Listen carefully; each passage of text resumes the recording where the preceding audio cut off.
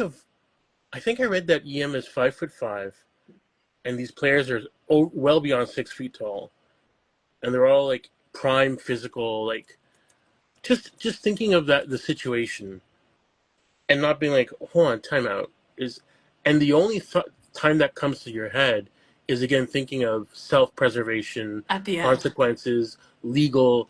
Are we Exactly. boys? We need to be careful here. Like not thinking of her as a human being.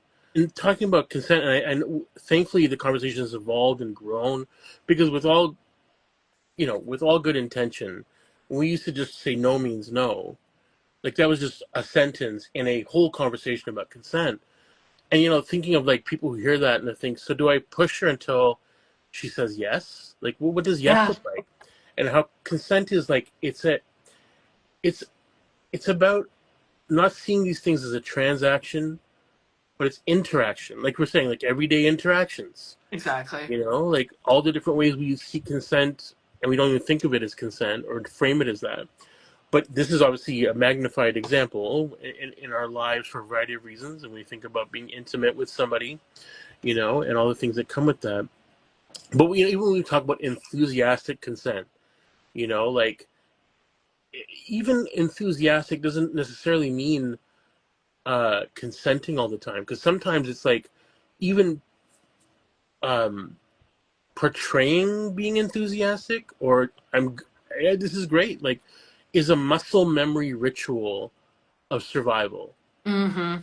Like you're in the bar and four guys corner you in the bar, and you might be like, oh yeah, like they talk about something, you're like, yeah, isn't that wild? Like, so, oh, she seems like she's into it, but she's Exactly. just like, I just kind of get out of here, and I don't want to reject you guys and get killed as a result, Totally. Yeah. right? And that's kind of, and I think that's overwhelming for some young men to hear. Like, whoa, what do you?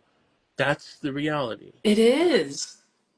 Yeah, I don't know if you want to jump in there, but yeah. Yeah, I just even wanted to add to this piece. It kind of links back to some of the online rhetoric and commentary that I've seen as well. But this, like, even assumptions of consent for somebody who we identify as like a puck bunny or somebody that is actively Mhm. pursuing sexual and romantic relationships with professional athletes or professional hockey players or elite athletes, that's really troubling. And we really need to interrogate the misogyny that is inherent within the assumption that she's always up for everything because she's a clout chaser or she's a gold digger or she's a puck bunny.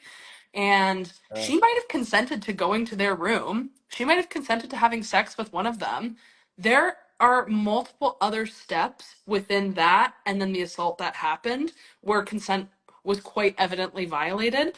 But I think the defense counsel and people online, that characterization, and I've seen it happen when I was in school, girls that got labeled puck bunnies, the way that they automatically get cast as unbelievable and not credible. And yeah, I just think that there's a lot missing from conversations about consent that go into this context and have the hard conversations, like exactly as you said, like when we think about coercion, when we think about threat of femicide or threat of domestic violence or threat of sexual assault, that's deeply uncomfortable for people to hear. But that context is essential, where she might have been engaging in survival tactics so it wasn't as bad as it could have been. And yeah. to provide a reference on that, Roxane Gay edited a collection called Not That Bad, and it was stories from rape Mm, culture. And that book was so formative for me in thinking about how we decide what violence counts as legitimate and harmful, or what violence we see as everyday, normal, deserved. So just something for folks to think about as well. Roxane Gay's collection called Not That Bad.